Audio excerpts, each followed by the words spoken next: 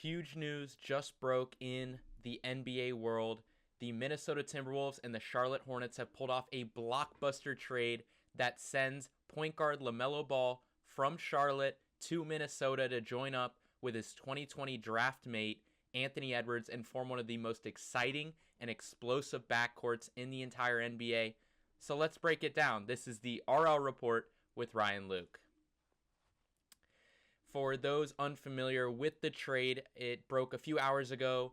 Shams Charania reported it from ESPN. The Charlotte Hornets are trading star guard LaMelo Ball and shooting guard Josh Green to the Minnesota Timberwolves for Naz Reid, a 2033 unprotected first-round pick, 3 first-round pick swaps in 2028, 2029, and 2030, and 3 second-round picks in 2029, 2032, and 2033. Late last night, after the draft, some news came out that, hey, the Charlotte Hornets, they're not necessarily shopping LaMelo Ball around, but they're willing to listen to offers, tweets from beat reporters in and around the Charlotte Hornets franchise, where kind of hinting at, ownership, the GM, they're kind of viewing their 2 building blocks in their core as Concanipple and Brandon Miller. As a result, with LaMelo Ball, he's not the best influence, maybe not the best leader, if you talk about his off-the-court stuff, his driving stuff, but he is uber talented. He also has had a lot of health issues, and so maybe, the Hornets feel as though they don't want to build around that guy. They'd rather build around Brandon Miller and Concanipple, which, Concanipple nearly won Rookie of the Year. This past year, Cooper Flagg had a very strong close to the season, which is the reason why he came in second. And then obviously Brandon Miller just continues to ascend. But beyond that, I think they just felt that LaMelo Ball, he had kind of rebuilt some of his value that he had, lost over the past few years due to, some poor play, maybe poor decision making, and all of the tons and tons of injuries. They see a team in Minnesota, maybe a little bit desperate, after rumors that Anthony Edwards could possibly ask out. There's, inklings around the league that, hey, he could be the next big star franchise player to ask to be traded and to demand out. Everyone, would be pointing to Atlanta, his hometown, where he's from. But the Minnesota Timberwolves go, stop that right there. We're getting another star, well, I guess all-star to pair with our franchise cornerstone in Anthony Edwards. And in all honesty, I don't think that the Timberwolves paid an absorbent, crazy amount to get LaMelo Ball. You paid Naz Reid, who, yes, fantastic. He's a really fun player archetype. He's a big man that can handle like a guard, can shoot threes off the dribble, create his own shot. Not necessarily the best defender or rebounder, but really valuable in this era where, it's pace and space. How versatile are you? Naz Reid can play anywhere from the small forward to center.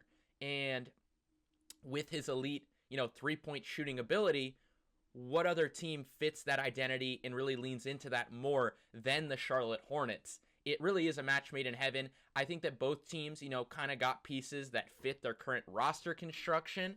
But I will say, Naz Reid is obviously not on the level of LaMelo Ball, and I don't know if one unprotected first-round pick in 2033, where Anthony Edwards and LaMelo Ball, if they keep them together, they're going to be 32 years old. Maybe it conveys into being a top pick. You never know with the new lottery system.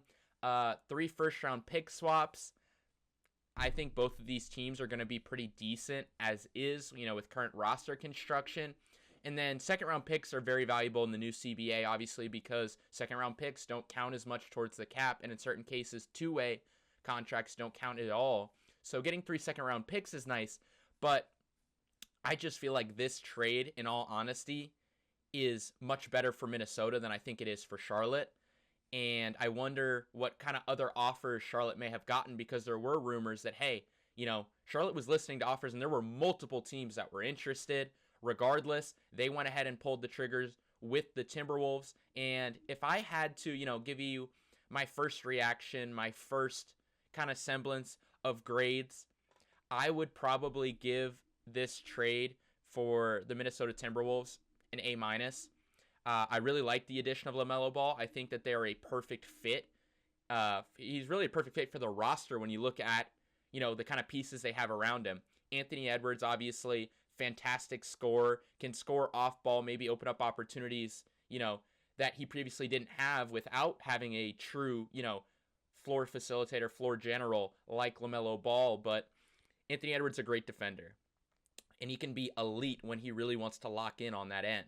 Rudy Gobert, one of the best defenders of all time, and I know some people may feel a certain way about that because his offensive game is not great, but elite rim protector, just a guy that you can trust to be, a top 10 defender year in, year out, and in his prime, obviously won Defensive Player of the Year after Defensive Player of the Year.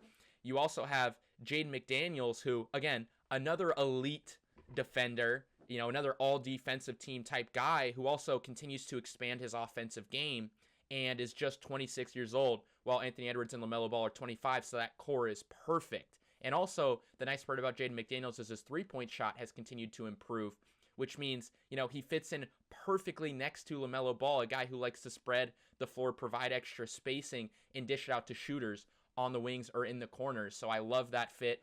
And then obviously, other big news dropped for the Timberwolves just a few days ago when they shipped out Julius Randle in a trade to the Brooklyn Nets, basically a salary dump. That trade obviously sent Nick Claxton to the Bulls for almost free, but it was a salary dump for the Timberwolves to get off of Julius Randle's money. The Julius Randle experiment just was kind of a failure. It is unfortunate that, they traded him for Karl-Anthony Towns, who arguably played at the highest level ever of his career in this playoff run for the Knicks, and outplayed Wembanyama for 2 games in the NBA Finals.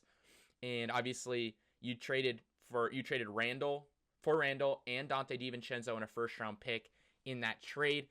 Dante DiVincenzo had a great first year, and then unfortunately tears his ACL. So this year. So it really is just unfortunate when you take a look at it. It's really just organizational failure that you got rid of your franchise star. That was supposed to be your franchise building block, for years, obviously, before Anthony Edwards became what he was. And you could tell that it really hurt Anthony Edwards because not only is Cat a great player, but he's a great friend of Anthony Edwards. And so, that trade hurts, but they were able to get off the money of Julius Randle, which opened up something like this if you're the Minnesota Timberwolves. And, maybe Dante DiVincenzo can come back at some point this year, later on in the season. He is a free agent after the year. But the really big news that I think is huge for the Timberwolves is that they re-signed Ayo Dosunmu to a 5-year, $112 million contract. Obviously, Ayo, with all the injuries that the Timberwolves were dealing with in the playoffs, it seemed like everyone was hurt besides him. He stepped up, dropped 43 points in a playoff game, was so steady, has continued to, grow his value, a pretty willing defender, decent facilitator, has really improved his shot creating and his three-point shot ability. So I love this re-signing for the Timberwolves, and it puts them in an interesting perspective when you're talking about the trade in a larger perspective. As I said, an A- because LaMelo Ball's fit. It's not an A+ because Naz Reid was an even more perfect fit, if you were able to keep him and add LaMelo Ball. But obviously, to get someone of LaMelo's caliber, you're going to have to give something up, and it's not just going to be picks, especially with the cap situation that the Timberwolves were already in, which is why they had to dump Julius Randle virtually for nothing. But, they could run out there with a lineup of LaMelo Ball, Anthony Edwards, and Ayo Dosunmu. That's 3 players right there that can be primary ball handlers, can be shot creators, and I think that's really fun. And then on the back end, you have 2 elite defenders, Jaden McDaniels, you can play him at the 4, and then you just have your overall rim protector and Rudy Gobert at the 5, and elite rebounder. I think that's a really fun lineup. I think it's very versatile. It does a lot of things well. And even if you don't love starting Ayo Dosunmu alongside those other 2 guards, and you're like, well, they just paid him big money, he can be one of the best 6-man in the entire league, run your entire bench unit, play in, close games with that lineup I just talked about of Ayo, Anthony Edwards, LaMelo Ball, Jaden McDaniels, and Rudy Gobert. And so I just think he provides them a lot of versatility. I'll be interested to see. They don't have a ton of money left in the cap space. I really did like the pick that they made getting Isaiah Evans out of Duke in the second round after he slid. So I think that's a fun fit. Another 3-and-D piece to have off your bench. Perhaps maybe your Dante DiVincenzo replacement once Dante's contract comes off the books at the end of the season. But yeah, they do have a little bit of a hole on the wing, the 3 or the 4. But overall, I love this trade for the Minnesota Timberwolves. Yes, they gave up, a first-round pick, a bunch of pick swaps, second-round picks, which can be valuable, but you have to go all in to convince Anthony Edwards, a borderline top 5, if he is not already in your top 5, player in the entire NBA, and one of the rare two-way superstars in our league. And it's important to keep him happy, to, keep him wanting to stay in Minnesota. And so I just really love this trade for the Minnesota Timberwolves. That's why I would give them an A- personally on this deal. Now we take a look at the Charlotte Hornets. And as I said, I didn't love the return for LaMelo Ball. I thought that they could have gotten, maybe a little bit more for him in my opinion, but I'm not an NBA GM. I don't know what kind of situations or how teams feel about LaMelo. Maybe, as I said, the injuries scared some teams from giving up more than that.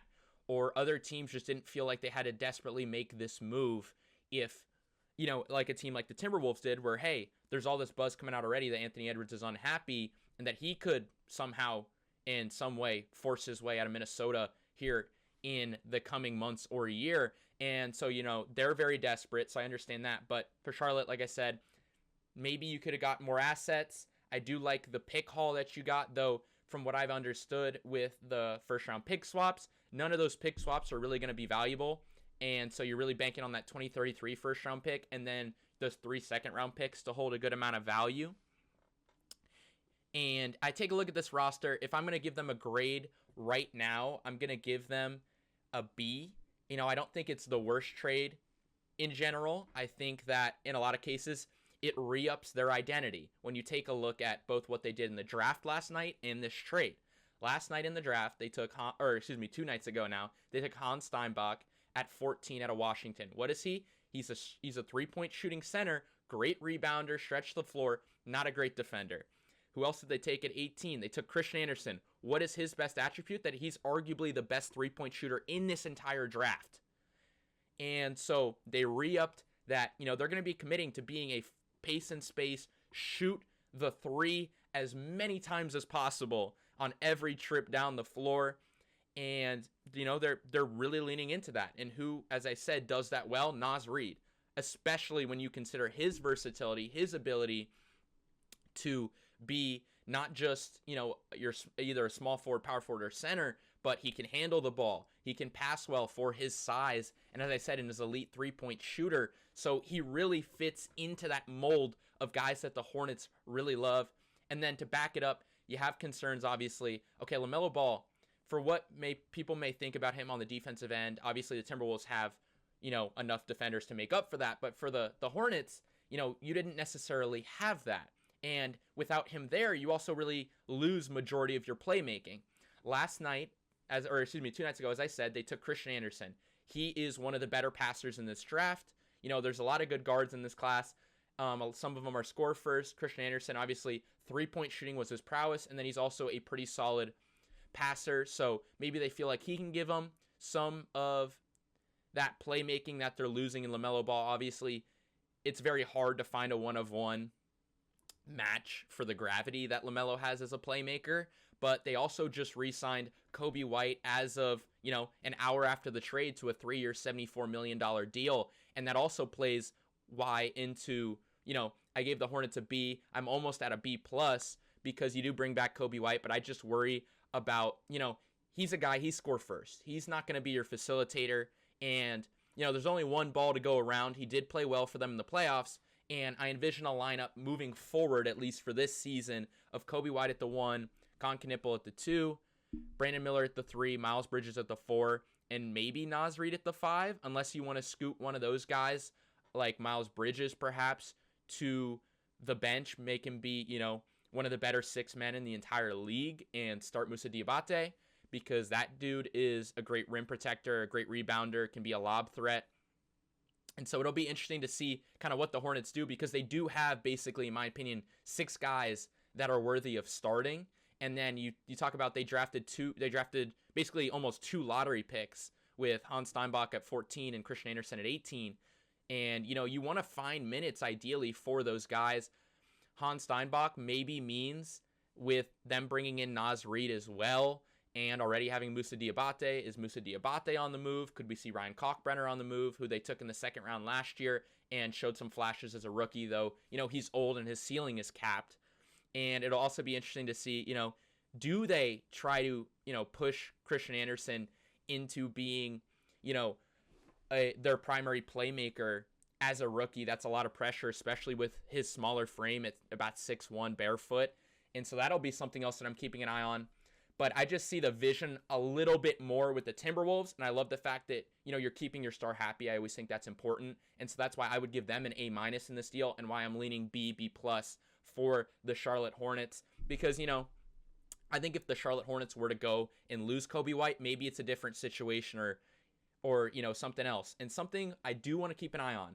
I can't use it to affect the grade right now when we're talking about the Hornets end, but they did open up a $40.7 million trade exception, which means they can use that in a trade to absorb someone who would fit in that money. And $40.7 million is a lot of money. There's a lot of great players you can get there. So I'll be interested to keep an eye on, who are the Charlotte Hornets looking at, who they may slide into that. But as of right now, I do think that you lean towards the Timberwolves as winning this trade. But who knows, if the Charlotte Hornets, get a great piece, maybe, you look at this lineup, could use some more defense.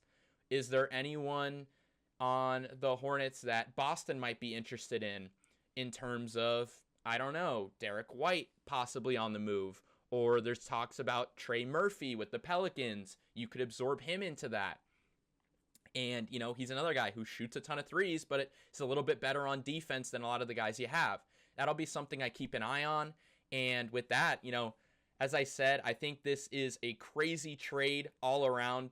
Not really expected when you talk about the draft ending last night. I don't think anyone was really thinking about the Hornets moving off of LaMelo Ball besides themselves. And, a few good 12 to 16 hours later, we have this blockbuster deal that pairs, the number 1 and number 3 pick in the 2020 NBA draft together. At this point, the Timberwolves should just sign James Wiseman just for fun, say that we have the top 3 picks from the 2020 draft. And, maybe some Timberwolves fans in that 2020 draft possibly wanted LaMelo at number 1 before they took Anthony Edwards. And I'm sure that they don't want that now necessarily, but they get the best of both worlds. Shout out Hannah Montana. And yeah, that's kind of all of my quick thoughts on this trade. I'll be interested to see, as I said, what happens. Do the Hornets use that $40.7 million trade exception moving forward? Are they just going to keep it in the back pocket and see how this roster looks right now? Because they obviously have a lot of moving pieces to integrate right now and a lot of decisions to make because they have a lot of players under contract. But yeah, with that, thank you guys so much for watching, and I'll see you guys next time in my next video. Don't forget to like, comment, and subscribe. I don't mean to grift, but it always helps me a little bit to try to help this channel grow and to continue bringing you guys more content. Again, thank you all so much for watching. Shout out the Timberwolves. Maybe Ant's future is saved in Minnesota.